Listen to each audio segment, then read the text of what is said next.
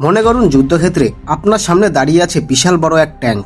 আপনার সামনে ভেসে আসছে লক্ষ লক্ষ সৈন্যের হাঁটার শব্দ।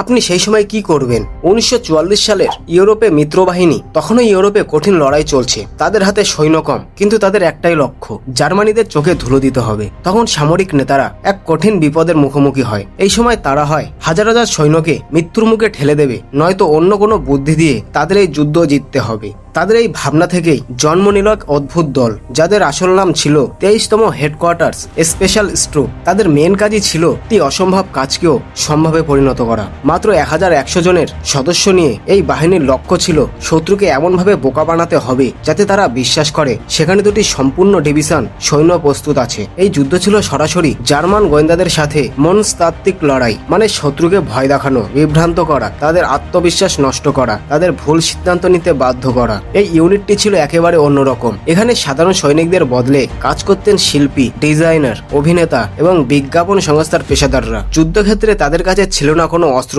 না ছিল কোনো বন্দুক বা রাইফেল, বরং তাদের কাছে ছিল তুলি, রাবারের তৈরি সামগ্রী এবং বিশাল বড় বড় স্পিকার। এই ঘোস্ট আর্মির কাজ করার ধরন সবার থেকে একটু আলাদা ছিল। এই শিল্পীরা যুদ্ধের ময়দানে জাদু দেখাতেন। এই দলে এমন কিছু কিছু মানুষ ছিল যারা পরে বিখ্যাত হয়, যেমন জনপ্রিয় ফ্যাশন ডিজাইনার বিল ব্রাস এবং বিখ্যাত চিত্রশিল্পী এলসওয়ার্থ কেলি। তারা হাওয়া দিয়ে ফুলানো যায় এমন নকল ট্যাঙ্ক, কামান, ট্রাক এবং জিপ তৈরি করত, যা অনেক দূর থেকে দেখলে এই নকল সরঞ্জামগুলি একদম আসল মনে হতো। তারা একটি নকল M4 শেরম্যান তৈরি করেছিল, যার ওজন ছিল মাত্র 42 কিলোগ্রাম। এটি সহজে ভাঁজ করা যেত এবং দ্রুত যুদ্ধক্ষেত্রে স্থাপনা করা যেত। আর শুধু ট্যাঙ্কই না, তারা তাদের সৈন্যদের নকল ইউনিফর্ম প্যাচ, এমনকি নকল সদর দপ্তরের চিহ্ন তৈরি করত, যাতে জার্মান গোয়েন্দারা নিশ্চিত হয় যে সেখানে একটি বড় সামরিক ঘাঁটি তৈরি হচ্ছে। এদের আসল কাজই ছিল নকল ট্যাঙ্কগুলি বানানো, সেগুলির ছায়া তৈরি করা, যাতে দিনের আলোতেও সেগুলিকে বাস্তব বলে মনে হয়। সামরিক পোশাকে থাকা এই শিল্পীরা ইতিহাসে একটি আর্ট গ্যালারি তৈরি করেছে। এই দলটির কাজকে বিজ্ঞানীরা অ্যাবস্ট্রাক্ট ক্রোমোফ্লাজ বলতেন। তাদের এই কাজ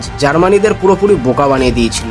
এরপর তারা ট্রাকের উপর শক্তিশালী স্পিকার বসাতেন। এই স্পিকারগুলো থেকে তারা সেনাবাহিনীর হাঁটার শব্দ, হাজার হাজার সৈনিকের কথা বলার গুঞ্জন, ভারী ট্রাকগুলোর ইঞ্জিনের আওয়াজ এবং সামরিক অফিসারদের চিৎকারের নকল শব্দ করতেন। সবচেয়ে গুরুত্বপূর্ণ বিষয় হলো এই শব্দগুলি 15 মাইল দূর পর্যন্ত শোনা যেত। শত্রুপক্ষ রাতের নীরবতার মধ্যে যখন এই বিশাল সেনা দলের শব্দ শুনত, তখন তারা নিশ্চিত হতো যে তাদের সামনে একটা বিশাল সেনাবাহিনী অবস্থান নিয়েছে। আর রেডিও অপারেটররা ইচ্ছাকৃতভাবে ভুল সামরিক তথ্য দিয়ে নকল রেডিও ট্রাফিক তৈরি করত। তারা শুধু মিথ্যা খবরই দিত না, তারা আসল আমেরিকান মর্স কোড অপারেটরের বার্তা পাঠানোর গতি এবং স্টাইল হুবহু নকল করত। এর ফলে জার্মান গোয়েন্দারা নিশ্চিত হতো যে এই বার্তাগুলি আসল এবং তারা ভুল তথ্যের উপর ভিত্তি করে তাদের সামরিক পরিকল্পনা তৈরি করত। এই ঘোস্ট আর্মি বাহিনীর সবথেকে বড় পরীক্ষা এসেছিল 1945 সালের মার্চ মাসে, অপারেশন ভিয়েরসেন। তাদের এই অভিযানের মেন উদ্দেশ্য ছিল জার্মানির রাইন নদী পার হওয়ার জন্য আসল আমেরিকান নবম আর্মিকে একটি নিরাপদ পথ তৈরি করে দেওয়া। আর এই ঘোস্ট আর্মিরা আসল নবম আর্মির অবস্থান থেকে অনেক দূরে একটি নির্দিষ্ট অংশে নিজেদের সমস্ত নকল সরঞ্জাম সাজিয়ে বসত। আর তারা সেখানে প্রায় 40,000 সৈন্যের উপস্থিতি দেখানোর ভান করত।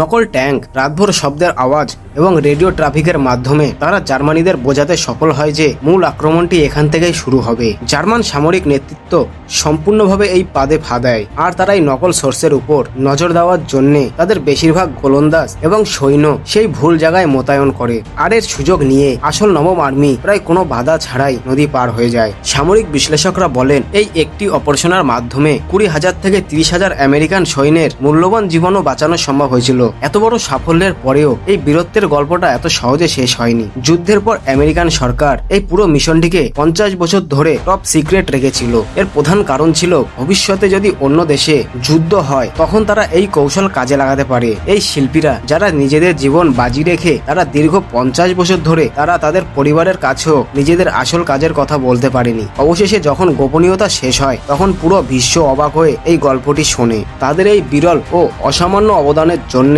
2024 সালের মার্চ মাসে তাদের আমেরিকান সর্বোচ্চ বেসামরিক সম্মান কংগ্রেসনাল গোল্ড মেডেল দিয়ে ভূষিত করা হয়েছে। দ্য ঘোস্ট আর্মির ইতিহাস আমাদের শেখায় যে কখনো কখনো সবচেয়ে কার্যকর অস্ত্রটিও কাজে না আসলেও কাজে আসে বুদ্ধি। সামরিক ইতিহাসে এটি চিরকাল এক বিস্ময় হয়ে থাকবে। এবার আপনি বলুন, এই পুরো ব্যাপারটি জানার পর আপনার কেমন লাগলো? কমেন্ট বক্সে আপনার মতামত জানান। আর ভিডিওটি যদি মন দিয়ে দেখে থাকেন তাহলে অবশ্যই একটি লাইক দিয়ে চ্যানেলটি সাবস্ক্রাইব করবেন। দেখা হচ্ছে পরের ভিডিওতে।